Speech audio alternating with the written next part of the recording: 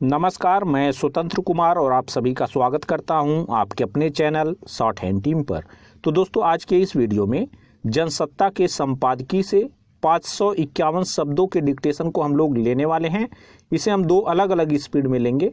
पहली बार में 80 की स्पीड में, तो दूसरी और आखिरी बार में इसी डिक्टेशन को हम लोग 100 की स्पीड में लेने वाले हैं। अगर आपको इस डिक्टेशन के पीडीएफ की ज़रूरत है या इसमें आए हुए महत्वपूर्ण शब्दों की आउटलाइंस को भी जानना चाहते हैं तो आप हमारे टेलीग्राम ग्रुप को जरूर ज्वाइन कर लें। ग्रुप का लिंक इसी वीडियो के ठीक नीचे डिस्क्रिप्शन बॉक्स में आपको मिल जाएगा।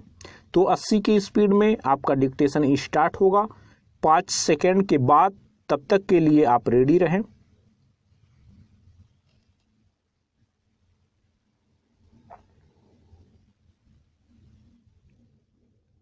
स्टार्ट। सरकारी भूखंडों पर अवैध कब्जे की प्रवृत्ति अब तमाम शहरों के लिए नासूर बन चुकी है। इस पर सर्वोच्च न्यायालय की नाराजगी स्वाभाविक है। न्यायालय ने गुजरात और महाराष्ट्र की एक रेल लाइन के विस्तार को लेकर आ रही अड़चनों के संबंध में सुनवाई करते हुए कहा कि देश के सारे बड़े शहर अवैध कब्जे की वजह से झुग्गी बस्ती बन गए हैं। इन्हें हटाने और लोगों के पुनर्वास की जिम्मेदारी स्थानीय प्राधिकार की होनी चाहिए।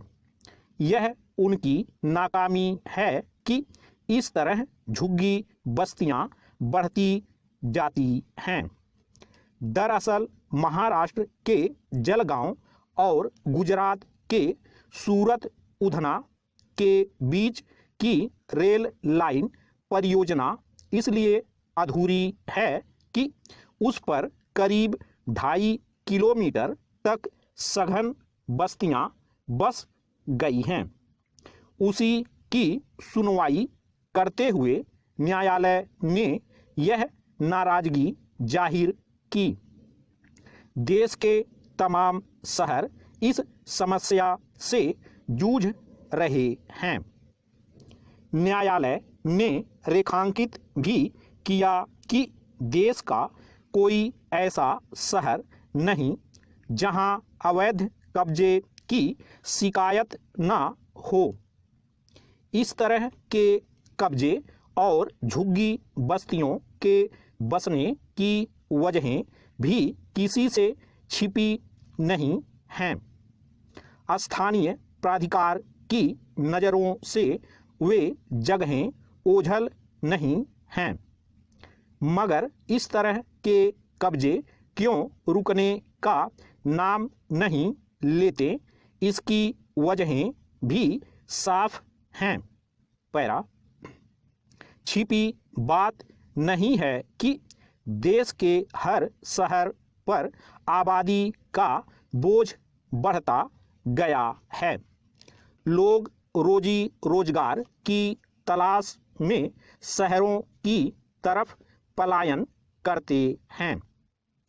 जो शहर कुछ बड़े हैं और वहाँ रोजगार के अवसर कुछ अधिक हैं, वहाँ लोग अधिक पहुँचते हैं। उनमें से बहुत सारे लोगों की माली हैसियत ऐसी नहीं होती कि कहीं किराए का मकान लेकर रह सकें। वे रेहड़ी पटरी पर कोई कारोबार करके दिहाड़ी मजदूरी या रिक्शा वगैरह चला कर गुजारा करते हैं। ऐसे लोग शुरू में सड़कों के किनारे या फिर किसी खाली जगहों में बसेरा तलाशते हैं, फिर किसी खाली सरकारी जमीन पर झुग्गी डाल लेते हैं।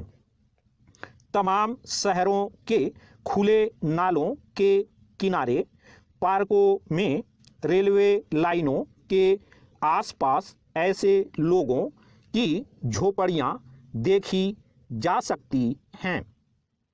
बड़े शहरों में ऐसी अनेक जगहें हैं जहां झुग्गी बस्तियों का आकार हजारों की आबादी वाला बन चुका है।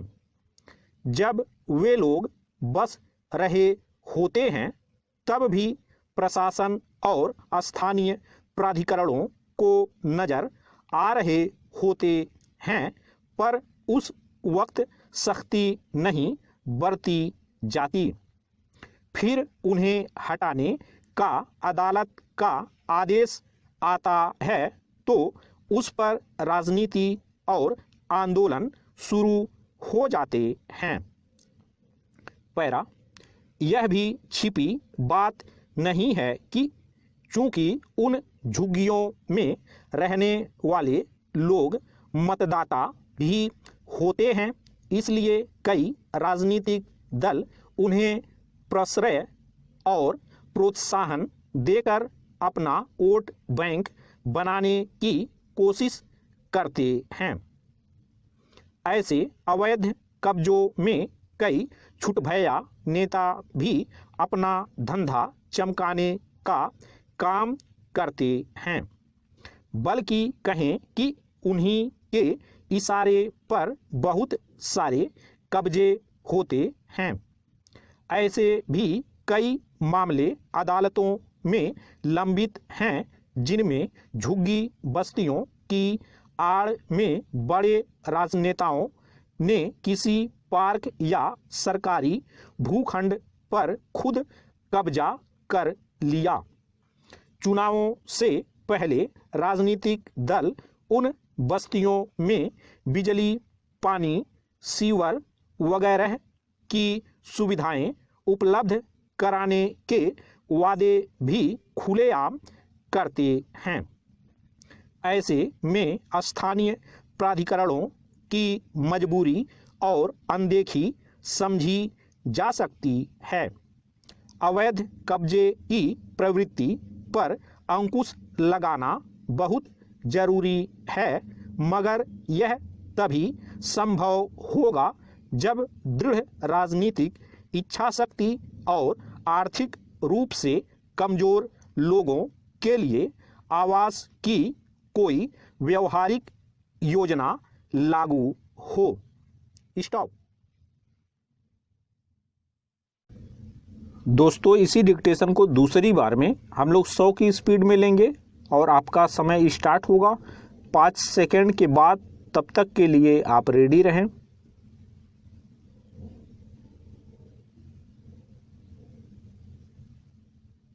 स्टार्ट।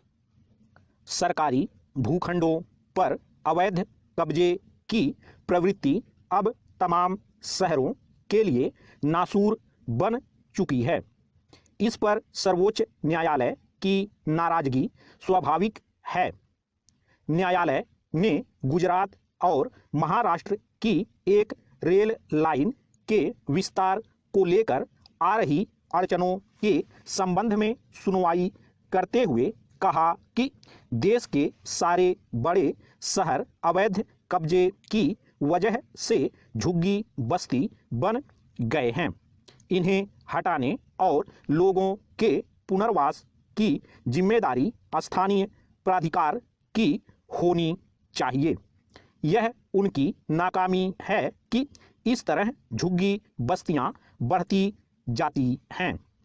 दरअसल महाराष्ट्र के जलगांव और गुजरात के सूरत उधना के बीच की रेल लाइन परियोजना इसलिए अधूरी है कि उस पर करीब 2.5 किलोमीटर तक सघन बस्तियां बस गई हैं। उसी की सुनवाई करते हुए न्यायालय ने यह नाराजगी जाहिर की। देश के तमाम शहर इस समस्या से जूझ रहे हैं। न्यायालय ने रेखांकित भी किया कि देश का कोई ऐसा शहर नहीं जहां अवैध कब्जे की शिकायत ना हो। इस तरह के कब्जे और झुग्गी बस्तियों के बसने की वजहें भी किसी से छिपी नहीं हैं। स्थानीय प्राधिकार की नज़रों से वे जगहें ओझल नहीं हैं, मगर इस तरह के कब्जे क्यों रुकने का नाम नहीं लेते, इसकी वजहें भी साफ हैं। पैरा, छिपी बात नहीं है कि देश के हर शहर पर आबादी का बोझ बढ़ता गया है। लोग रोजी रोजगार की तलाश में शहरों की तरफ पलायन करते हैं। जो शहर कुछ बड़े हैं और वहाँ रोजगार के अवसर कुछ अधिक हैं, वहाँ लोग अधिक पहुँचते हैं। उनमें से बहुत सारे लोगों की माली हैसियत ऐसी नहीं होती कि कहीं किराए का मकान लेकर रह सकें। वे रेहड़ी पटरी पर कोई कारोबार करके दिहाड़ी मजदूरी या रिक्शा वगैरह चला कर गुजारा करते हैं। ऐसे लोग शुरू में सड़कों के किनारे या फिर किसी खाली जगहों में बसेरा तलाशते हैं, फिर किसी खाली सरकारी जमीन पर झुग्गी डाल लेते हैं। तमाम शहरों के खुले नालों के किनारे, पार्कों में, रेलवे लाइनों के आसपास ऐसे लोगों की झोपड़ियां देखी जा सकती हैं।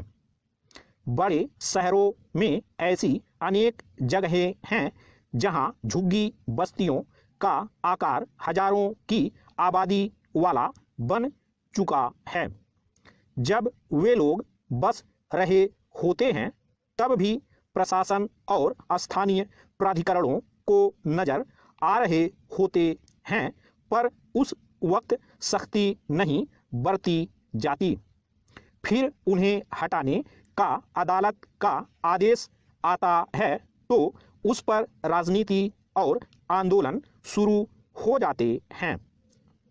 पैरा, यह भी छिपी बात नहीं है कि चूंकि उन झुग्गियों में रहने वाले लोग मतदाता भी होते हैं, इसलिए कई राजनीतिक दल उन्हें प्रश्रय और प्रोत्साहन देकर अपना वोट बैंक बनाने की कोशिश करते हैं।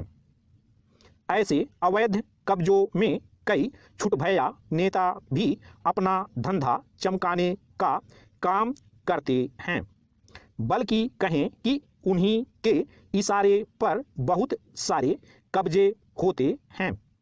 ऐसे भी कई मामले अदालतों में लंबित हैं जिनमें झुग्गी बस्तियों की आड़ में बड़े राजनेताओं ने किसी पार्क या सरकारी भूखंड पर खुद कब्जा कर लिया। चुनावों से पहले राजनीतिक दल उन बस्तियों में बिजली, पानी, सीवर वगैरह की सुविधाएं उपलब्ध कराने के वादे भी खुलेआम करते हैं। ऐसे में स्थानीय प्राधिकरणों की मजबूरी और अनदेखी समझी जा सकती है। अवैध कब्जे की प्रवृत्ति पर अंकुश लगाना बहुत जरूरी है, मगर यह तभी संभव होगा जब दृढ़ राजनीतिक इच्छाशक्ति और आर्थिक रूप से कमजोर लोगों के लिए आवास की कोई व्यवहारिक योजना लागू हो। स्टॉप।